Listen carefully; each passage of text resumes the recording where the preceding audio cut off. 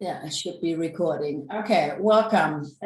Greetings from Trondheim to Jamaica. I'm very happy to have Nickie Myers with me, the CEO of Alligator Head Foundation, a long-term partner in this project, and since maybe 2 years under the direction of Nickie. And as I mentioned in our chatting before, I would also like you to tell a little bit about your background or your approach to this position, and how you see, for example, collaborative powers. But first, maybe something a little bit about you and where you come from, or your pocket of skills. Namaste, Suzanne, and thank you for having me join you in the conversation and contributing from the island of Jamaica and the Alligator Head Foundation, where I speak with you in the capacity of General Manager of the foundation. My background, the simplest way is for me to say I do people. People is what I do. So I started out, I guess, formal education is in communications. So in university, I studied communications, and I am a journalist by training. Personally, I have had interest in culture and traditions, which guided me into the space of wellness, as in taking care of ourselves, but doing so within the context of the framework of where we live and what we are provided by with nature. And so I guess it's a combination of both of that that has brought me to this point with the Alligator Head Foundation that is focused on ecological restoration through marine conservation, but not limiting it there. But our focus is one of a community-driven approach to our ecological restoration that we're doing. And our mission is fish-filled seas, healthy reefs, and thriving communities. And that manifests for us in essentially 3 large pillars that we then gradually dissect and we spend a lot of time in. One is we manage the marine protected area, the special conservation fisheries area in East Portland in Jamaica. So we manage that on behalf of the government, and it's a 6-kilometer stretch of the coastline that's a no-take area, and we manage that on behalf of the government as part of a larger force of marine protected areas on the island, of which there are 16 to date and more coming on stream, with the hope of building what is a solid network of environmental protected areas around the island in our coastal waters. So the protection of the marine protected area is one, and we believe in the strength of science. And so we have a collaboration with the University of the West Indies, with the Alligator Head, University of the West Indies Alligator Head Marine Lab, which is on the location of the foundation. And that work that we do in science is also what supports our protection in the marine protected area. So we do coral gardening, we are doing turtle monitoring, we do water sampling, all of those things, the science of it that is supporting what it is that we're doing. And all of that is great and wonderful, but on its own, it cannot stand and it's not sustainable. So we then move into our community outreach, which is why we have a community-driven approach to what we do. We are based in a local rural town, coastal town.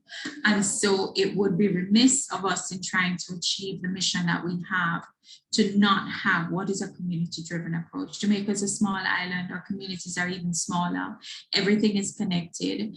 And so for us to be able to impact the shift in paradigm that is required, not only for the small coastal town in East Portland, but for the island of Jamaica. And we move the ring out larger to the Caribbean, and then the Caribbean's impact globally on what is happening, then it has to be, our commitment remains with the community. So we do outreach.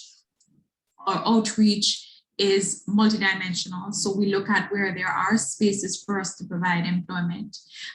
Given that the relationship with the ocean has changed for a lot of people, with not only impact from what is happening locally, but impact from what is happening globally as well. So where we can provide employment as a part of a very strong arm of what we do and we're constantly advocating for, which is our alternative livelihoods opportunities for persons who have had a relationship with the ocean, whether it's be directly or indirectly, to finding opportunities for them that are more supportive and that are more sustainable in this changing environment that we're living in. So we look at that, we provide employment where we can. Training is essential because we look at capacity building and leveling up and providing persons with the skills and the tools that they need to live in this new space that our environment is demanding of us because of our the actions that we as humans have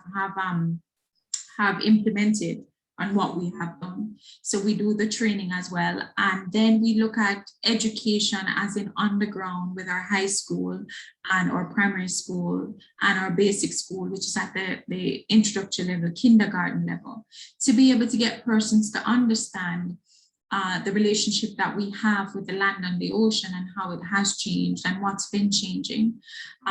Jamaicans, like many other places, many other small island developing states, we have had or tied to the land and to the ocean is possibly a little bit different and a little bit more intense and a little bit more connected that in other spaces where land is much larger, land mass is much larger. So a lot of our connection is to the land and to the ocean.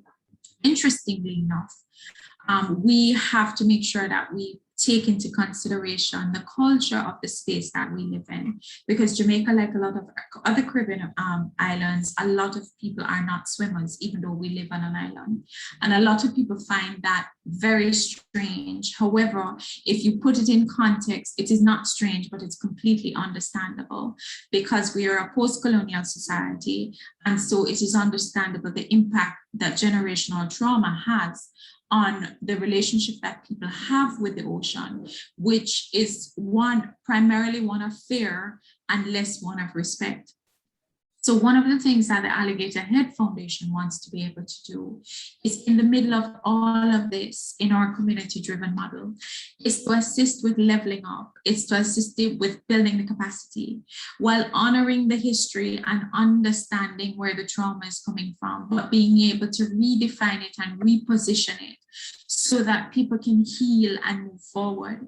And everything that we do is a lot more transformational, which is a stronger platform for us to be able to move forward on. And this is where we invest time. This is where we invest money. This is where we invest energy. And so it is through these three pillars that we're looking at doing our part in contributing to the larger part that Jamaica is doing as it relates to ecological restoration, and to the even larger part that the Caribbean is doing to contribute to each ecological restoration, because we're on the front lines with all the changes that are coming. We are on the front lines. We are one of the many areas that are on the front, a few areas that are on the front lines. The people who are, when you look at the impact of what's happening with global warming, the contribution that we're making as to some of the major decisions that are affecting the state of our planet, they're not coming from here, but we are the people who are getting most directed at the front lines and at the forefront. So with that reality, we are looking at doing that and doing that in a wholesome and holistic manner. That is not just a broad brush. It's not just directives. It is looking at how are we going to make this narrative about us, because this is the space that we live, and how are we going to make the contribution to ecological restoration that is within the context of the space that we live in, not just the physical space that we occupy, the energetic space that we occupy, the cultural space that we occupy, because unless we look at it on all of these layers, it is not going to be sustainable. It will be just as short-lived as if you have a project starting from a specific date and ending at a specific date.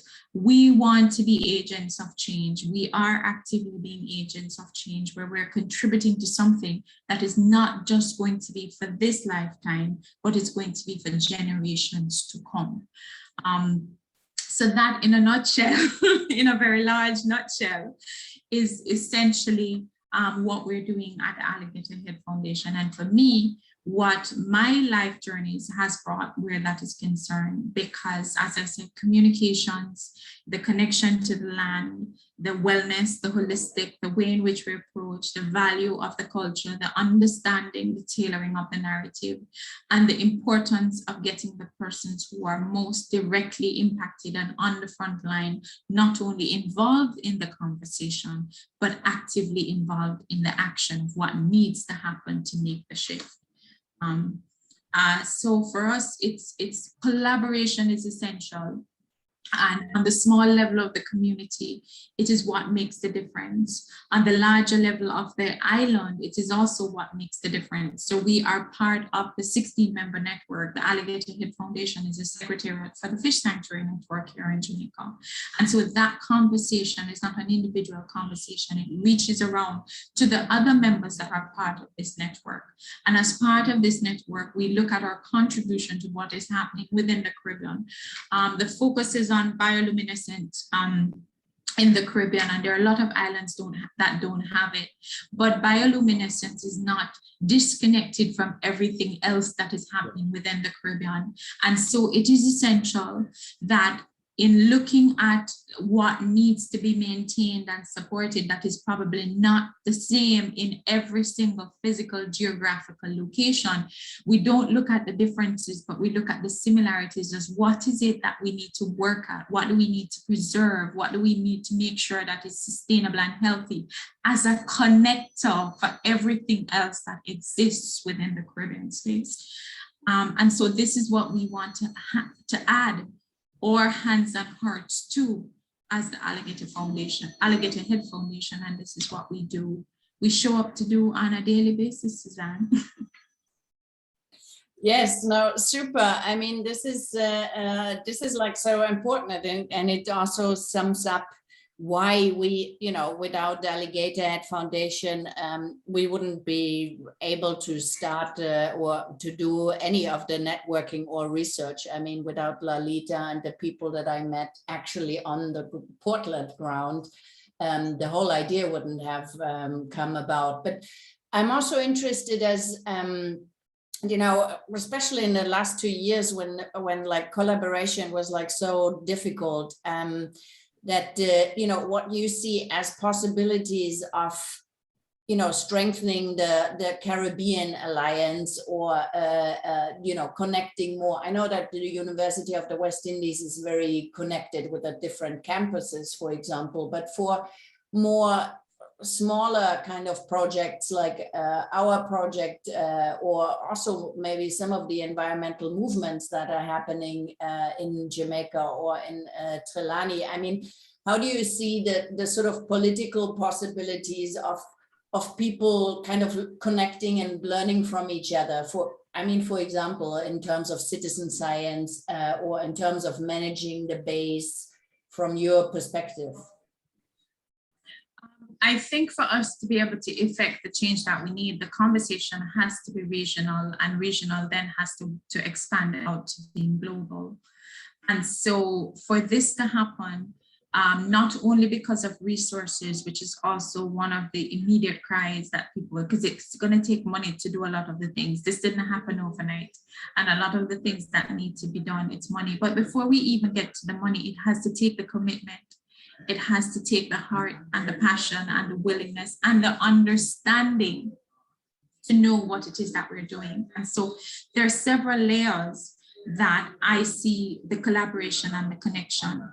It's going to be not only on the politics of what we're doing and understanding that as a region, the Caribbean remains stronger geopolitically on the world stage when we are collaborating. We have the opportunity to have a lot more resonance. We have a lot of countries individually that have the representation. When we are able to look at a collective message and we are having emissaries who are from the individual countries delivering this collective message, then we are able to resonate on any global stage. The voice is able to continue, the reverb is there in terms of what it is that we're doing, because as I said before, what happens is we are on the front lines. We are the ones that are, every hurricane that comes, we are reminded that we're on the front line. When it comes to extreme weather, we know exactly what that means. It is the difference between life and death because of where we are. And a lot of the times, even not just life and death, but even if there is life, it is the difference between the quality of life, even if there is no death. So it is essential for us to keep that conversation and for us to always be reminded that our strength is in our numbers. And while individually we stand strong as Caribbean nations and we have strong leaders in each individual island, on a geopolitical stage, it is essential for us to make sure that the narrative and the message that is coming out of the region is a collective one. So it's on that level. On the other level, we also need to look at our education, and our education as informally and informally. We still have a lot of schools that are teaching about the impact of global warming, but it's not directly related to what is happening in the Caribbean. We need to make sure that our students are understanding that the state of our reefs and what is happening with our mangroves, how does that directly impact us? Some of the things that we're seeing with beaches disappearing and what is happening, what role does sea level rise have to contribute to that? Not focusing only or not making it largely about blocks of ice that are melting, which are still very important. But for us to be able to make the shift, we have to make the connection. And for a little child who is living on a Caribbean island somewhere, there is a disconnect when you talk about impact of global warming and you're talking about ice melting in the Antarctica. That is still very far away physically. So we need to look at this is what is happening here. So the collaboration needs to extend as to how we educate and inform our people. And that is another layer. The collaboration needs to continue and it needs to strengthen as it relates to all the organizations such as the Alligator Head Foundation that exists throughout the Caribbean. We have to continue to make sure that we keep talking, but more than that, we keep talking with each other. We have to make sure that we look at seeing how many projects where we are looking at collaboration that we are moving from. So projects like this project and looking at developing and strengthening and maintaining and protecting the bioluminescent base in the Caribbean. This is one such example of some of the other approaches that we need to look at, whether it is going to be our reef restoration program. So let's look at it. We might start on an individual island or a space in an individual island, but we have to continue to put it in the context of when we do this here, how we're going to, the ripples are going to move out to within, not just within the island, but outside of the island and impact everything. We all know how the ocean works. There is nothing that is stopping what is, and because of the effects of what we're feeling, we know that. You know, I mean, the Sahara dust, which is not around the corner in Jamaica, impacts us. So we understand what is happening. You know, storms that are started off the coast of Africa will eventually decide whether people have a house or don't have a house here in Jamaica. So we have to remember at that. And when we are able to look at educating and informing and putting in context so people understand the changes that they're seeing, then we look at building capacity and empowering people to make the changes that need to happen. And that also includes the selection of the leaders that we have. So that is also part of the empowerment, because we are empowered to make sure that we put the best persons in to take the best decisions on our behalf moving forward. So these are some of the ways, and a lot of it I know is macro, but we have to start at a point where we understand what it is that we're dealing with, and then we drill down where organizations like the Alligator Head Foundation and other foundations around the Caribbean are then stripping it apart and looking what is specific to my area that can subscribe to that larger picture. What can we do in all the individual areas that is going to make a huge contribution to the bigger picture, to make sure that the narrative changes, to make sure that we're building capacity, to make sure that the best persons are in the positions of leadership and decision making, to make sure that we are always looking that policy needs to be dynamic and we're always looking at contributing to it from the ground up. So these are some of the ways that I see the collaboration and the differences happening for a region as the Caribbean, where we are strong as individual islands, but as individual islands, or individual strength can only make more collective strength. And that is going to be to our benefit, given, as I say, and I will continue to say, we are on the front lines. I mean, this is, this is very good that you're saying, especially the sort of connections that we all have to make individually and very specific. Like, for example, when some of the fishermen showed me in Falmouth how the shoreline has changed over the last years. And this, this was already like 3-4 years ago, but they were like able to actually show like meter by meter how that has changed, and just in the last years, and how, for example, those sort of swamps or the alligators are now differently navigating, and it's getting like a thinner strip towards the, that was very impressive. I mean, I couldn't actually like completely understand, because I didn't have like the geographical outline of the shoreline of that part around Falmouth. But thinking back, that was like the thing that kind of stayed with me, how he actually physically showed, and also how clear it became then that, how the people are actually relating to these changes in their daily life.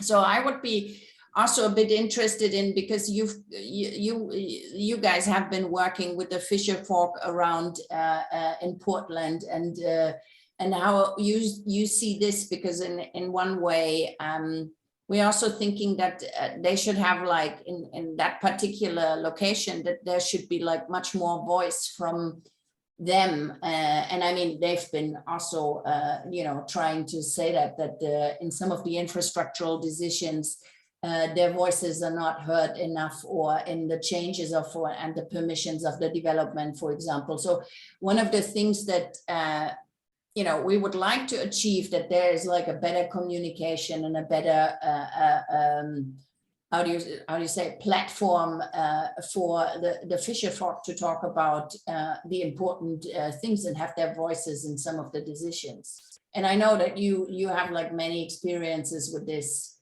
around the area and in your work in Alligator Foundation. The communication is the key, Suzanne, and at the end of the day, the bottom line is everybody wants to be heard. And the key with communication is you have to be able to listen. And the key with listening is you have to be able to understand the language to listen. And that is not only literal, it is also figurative. And so a lot of the times we have to be able to get to the point where we start at seeing the humanity in every exchange that we have, because that is our commonality. So for the person who has the skill and the tools available to be able to transform the information scientifically into that report where it can be applied to get the grant or the funding that is required to do the action that it is needed, that presentation and that proposal is best informed when you spend time with the people who are in the space, who are directly impacted, not with a filter. For these people, it is not only where they work, it is also where they live. For fisher folk, it is not only where they work, it's where they live. And so you're looking at navigating and mining information, and having somebody who is inclusive in the conservation, who a lot of the times also will have the key as to what is the solution, because they also know what works or doesn't work, a lot of the time. So the key is always going to be communication. For us at the Alligator Head Foundation, for us, it's essential for us to always be present. It's essential for us to always be involved. It's essential for us to be able to provide the platform and to provide the space where people find comfort in being expressive. It is not always in a formal setting. It is making sure that you also meet people in their space you know, whatever the situation in, whether it is concern, whether it is vulnerability, you know, whether it is the level of comfort, whether it's a little insecurity, to be able to understand that those are real and present, but they should never be barriers to be able to make sure that somebody gets involved in the conversation, especially when they are the most impacted. And once I find that for us, once we take these things into consideration, we are able to move beyond a lot of things. We are able to build relationships. And in building the relationships, it gives us the opportunity to be able to build capacity. And that is what you find happening, where we are able to spend the time. We go on the fishing beaches, we sit down with the guys, we listen to them. And yes, you know, for a 2-hour conversation, you might get, if you're looking at something in particular, it might only be the last 5 minutes of the conversation that you get the answer to the questions that you ask. Guess what happens? For the next time you have a conversation, there is a lot more information coming out readily, because we have to make sure that in developing the partnerships, our communication is not transactional. And this is the challenge a lot of the times. We go in, and if it's a clipboard and the pen, it's a transaction. And you're going to get a transaction if you go in for a transaction. If you spend the time, invest the time, rather, not spend the time, invest the time in understanding the humanity of the situation and the person that you're interacting with, then what you're going to get is the starting of a transformational relationship, where you're developing a partnership, where you are then making space for that fisherman or that beach cleaner or that person who lives close to the water, or somebody who's squatting in a mangrove forest, for them to understand that there is no judgment. What it is that we're looking to find solution, and to find a solution, we have to do it together, because your skill set is not less important than mine. It is only different. And it is in merging these two skill sets. You have the experiential knowledge that we need to be able to put into a formula, or put into a report, or put together, or add to something else to be able to come up with the solution. And that is what makes the difference. So you start establishing the relationships, and you have to invest the time, not spend it. You have to invest it, because when you spend something, it's gone. When you invest it, there are returns that are coming in. It requires a lot more presence. It requires a lot more understanding. It is, for us, it's staying in touch at every level. You know, we have a great relationship with our school principals, because education is essential for us. The next generation, it is essential for them to understand what it is that we're facing, and for them to be able to take this mantle to the next level, but also with a different kind of momentum. I mean, generations up to this point, that we've been so lethargic, and there's been so much apathy, that we have to be able to get to the point where there's a lot more momentum for the next generation. So we stay in touch with our school principals, we stay in touch with our pastors, we look at the culture of the space that we're in, we look at the demographic of the space that we're in. This is where we go, where people gather. Caribbean people are people who love to gather. This has been one of the challenges with COVID and the pandemic. We love to gather. And so you find the spaces where people gather, but you don't go in to dominate, you go in to participate. And that is a difference a lot of the times. So for us, these are some of the measures that we employ to make sure that we stay connected to the community, understanding that the relationship is dynamic.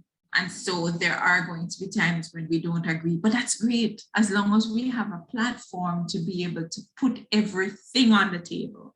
And when the dust settles, we're able to sift and figure out what needs to happen, what does not need to happen, what we need to revisit, what we need to redefine, what we need to throw out as trash. And that is the only way that we are able, I see, that we are able to move forward and succeed. Yeah, I mean, you know, thank you so much. This also shows a little bit why I think that, you know, me as an artist, or there are more artists involved in the project, but also why these ecological issues are so at the core and so entangled with culture, because it does affect a way of life, a way of connecting to people, of of listening, and also maybe experiencing something that you could not plan, or that you would have not imagined, to allow that as a possibility in terms of connections. To me, is like the wonder of bioluminescence, as well as the meeting some of the fisher folk, and connecting to like very different ways of life, but with also a respect and a sort of learning or a cultural aspect in that. So that's not only the communication, but also expressions of, I mean, I've seen these like murals, I've seen like sculptural things, I've seen stuff that people produced around the Blue Lagoon. This is, it's also something that's not just done for the business, but it also comes out of relating to the material, relating to a skill and a mindset of forming and figuring things out in a bigger frame, not only like, let's say, one artifact, or but also in a bigger frame. Does that make sense? Sure. For sure, yes, it does, and this is why, and it is also essential, the communication and the expression for the narrative, because the conversation is in individual space, and when you translate it to the global space, the narrative needs to be representative. And so for us to be able to, otherwise you're going to have a disconnect. For a narrative that is not representative, whatever you're trying to do is going to be short-lived. Again, for me, that is what I call a transaction, not transformation. Because when the narrative is representative, what happens and what comes back to the community is relatable. And that is what people invest in. That's not what they're spending time on. They're investing in it because they're seeing it. In spaces where we have mangrove forests, where because of whatever the policy decisions are, whatever the access or no access that people have to land in the spaces you have, and they're squatting in mangrove forests, they're clearing it out, which we know the challenges that poses for the environment. But it's never that cold and hard and fast. You can't just judge and say, you know what, I don't know anybody, Suzanne, who has the desire, who says, when I grow up, and when I have my family, I want to go and squat in a mangrove forest that has no resources. There's no electricity, there's no road, there's no garbage. I don't know anybody who has ambitions to do that. And so a lot of the times that part of it gets lost in the conversation. What I would like to see us do is to get to a point where we say, you know what, we have a generation of people who are squatting in a mangrove forest. This is the impact on their lives individually. This is the impact on the community. This is the impact on the parish. This is the impact on the island. This is the impact on the region. This is the impact on the globe. And when we do that assessment, we look at seeing what steps we can put in. So for the next generation of that family, they're not looking to add a room onto that house. They're not saying to themselves, the only thing I can afford is to put on another room and bathroom on this house that my parents have built on squatter land.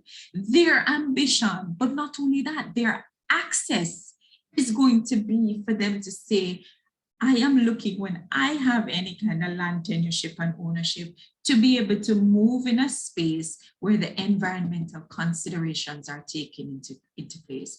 Because the same set of people who clear away the mangroves and they live in that space, they know what the threat is when you invest every single penny in putting up a concrete structure, because that is the best way for you to be able to find somewhere to live. How hard is that when a hurricane comes and totally wipes that out?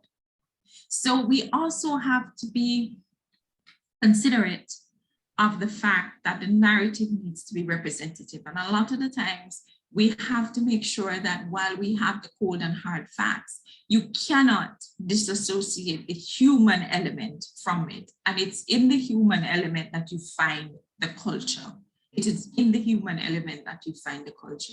To be able to communicate, to be able to have the shifting paradigm, you have to take the culture in mind, because otherwise you're not going to be able to communicate. You have to take the practices, you have to take the local myths, you have to take the norms, and they will vary. They vary from island to island. They vary from parish to parish. They vary from community to community. And that is why I consciously use the word invest and not spend, because it requires that you do that. And for you to be able to get from it, to be able to effect the change and to bring people on board to also be part of the change, to be change agents themselves in their own lives, empower them, you have to be able to invest. It cannot be a transaction. And I think a lot of the times we fall short because what we do is transactional. It becomes part of a checklist. And while there is urgency and the checklists are important, it is that dance and that balance of making sure that we are not only governed by the clipboard and the statistics and the bottom line, because those elements alone do not the solutions find, because the human element is a very strong part of the challenge that we're facing now. Yes, I mean, another pair, and I mean, this is also, it's actually also so true for academic and the art world, but another pair that I have started to quote from you is like trying to be more responsive instead of reactive, which is, Yes. you know, it's something that's very funnily, but you see it among the students, you see it, you know, when I look at the negotiations in Glasgow, you think like, why is that still so much of what we are doing, being reactive instead of being responsive? So I have to quote this in the future from Nickie Myers as a citation. No, because some of these, you know, it's always annoying to use these binaries or these opposites. But in that, the same with the transaction or the extractivism also in academia and the art world is, you know, of course, that's something that also has been brought up in ecological terms. Like, what if we stop looking at something with an extractivist mind, which is not easy. I mean, I come from a farmers, you know, background. Of course, to a certain point, you have to look into, okay, how does the land support me and how am I supported by the land? So, you know, to find like different ways of describing that and creating a narration, and also a little bit creating a shift in also behaviors and sort of attitudes, seems to be very necessary in a more responsive than in a just reactive way. And I totally agree with you, Suzanne, and that is why conversations like these and collaborations like these make the difference. Where, as I said, it's everybody coming in from the tool shed with all the individual tools to be able to fix the problem that we have. It's making space at the table, right, for that conversation to be had on every level, so that the pendulum is not swung too far in one direction, only to be able to find out when the horses are gone through the gate that maybe we should have shifted it a little bit to be able to get the desired results. And so we have to be able to get to the point where the collaboration is not only with like-minded, as in people who have studied the same thing. The conversation has to be able to take a lot of other disciplines into consideration, especially when it comes to the environment, because we're looking at people and we are all individual manifestations of a collective consciousness. So our similarities is what brings us together more than anything else, but we spend so much time investing in our differences. And now is the time for us to be able to get to the point where we're looking at what is the commonality among all of us. The bottom line is nature will heal itself. The question is, are we going to survive in that healing process? And that is the universal question. It's not a question only for scientists or artists or anthropologists or sociologists or politicians or economists. It's a question for everybody collectively at the table to say, how is it going to impact economically, politically, you know? So we have to have that conversation to make sure that is in there. And that is the way we see it forward. That's the way we see it forward. It cannot be single or streamlined. It has to be, because what's going to happen for the person who is not scientific minded, if it's a purely scientific approach, then you've lost that audience. Nobody's connecting. Somebody who's not artistic minded, the message that you're delivering to the choir. You're giving it to the choir. You need more members in the church. So you can't be delivering the message to the choir. Yeah, the choir, they're definitely going to be there every Sunday morning doing the hallelujah. You want the people who are not there to make the hallelujah louder. So you need to be able to step out of it. And so we have to be able to get to the point where we make more space at the table for the human element in what it is that we're doing. And the human element is very much about culture.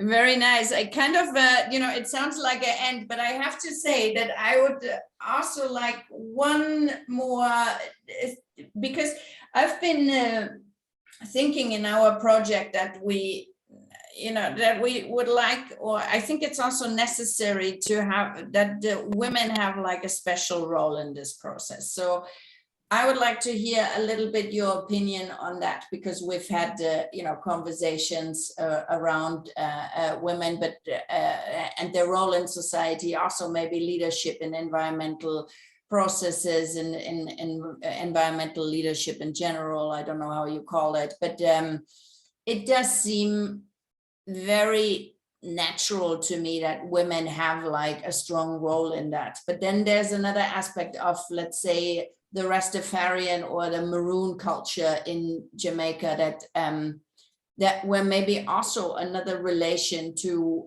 the way that you live is in. I don't know if you have to call it like that, but yeah, any ideas about that, or what is your perspective? Well, for sure. I mean, I think the easiest way for me to be able to share my perspective is, again, another analogy of finding the solution and pulling out the tools that we need.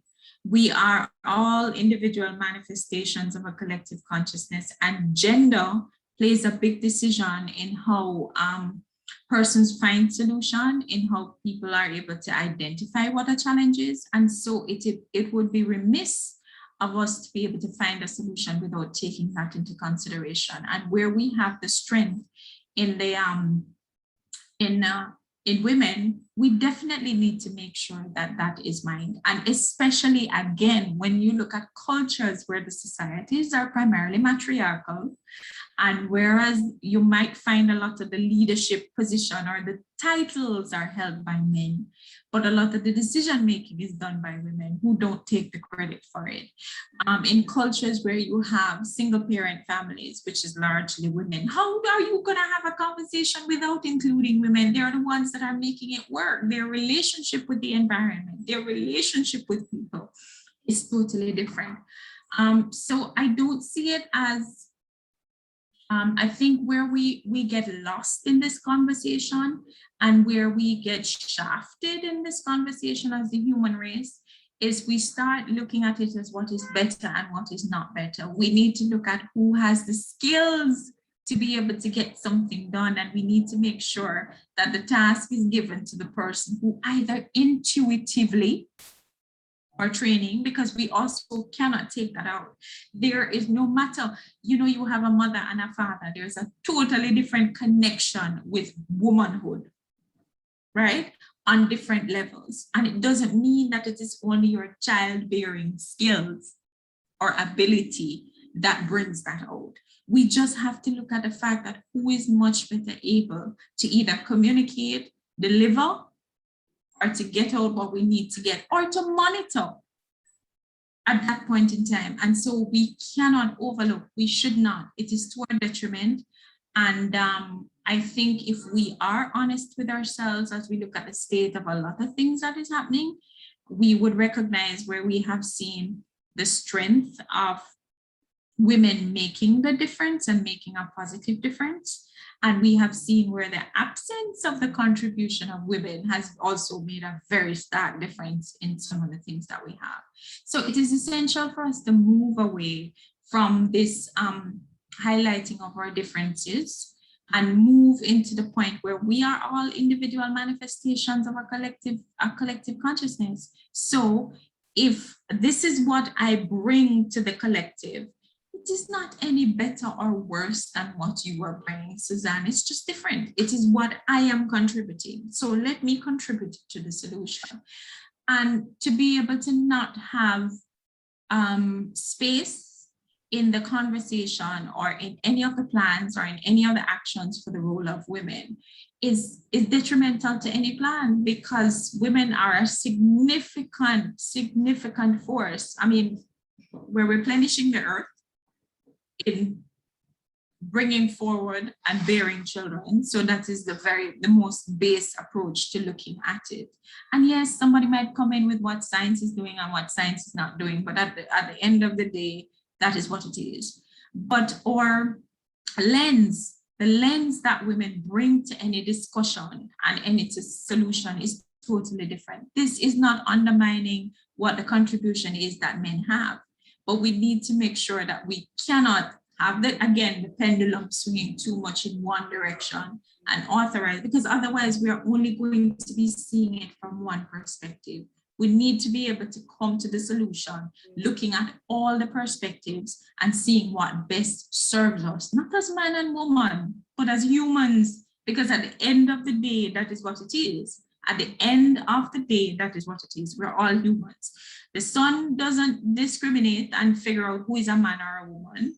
The rain does not discriminate and figure out who is a man or a woman to say, okay, I'm going to hit away the woman or the man. No, there's no discrimination at the end of the day where that is concerned. And so we have to move out of that paradigm where we are highlighting more of our differences and staying in a space of ego sometimes.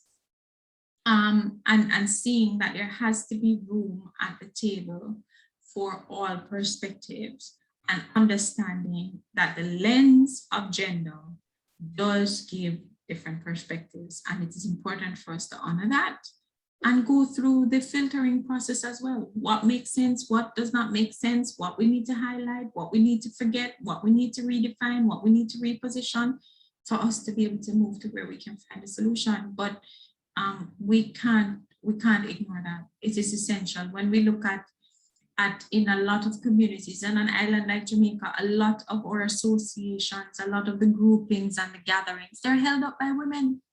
So even just in the basics of having a conversation with groups, if you want to be able to find somewhere to move, to disseminate information, you're going to rely on the women, because a lot of the associations and the organizations, women are the ones who are there. So to be able to get information out, when you're looking at effecting paradigm shifts and changes that has to do with children, how do you not take women into consideration?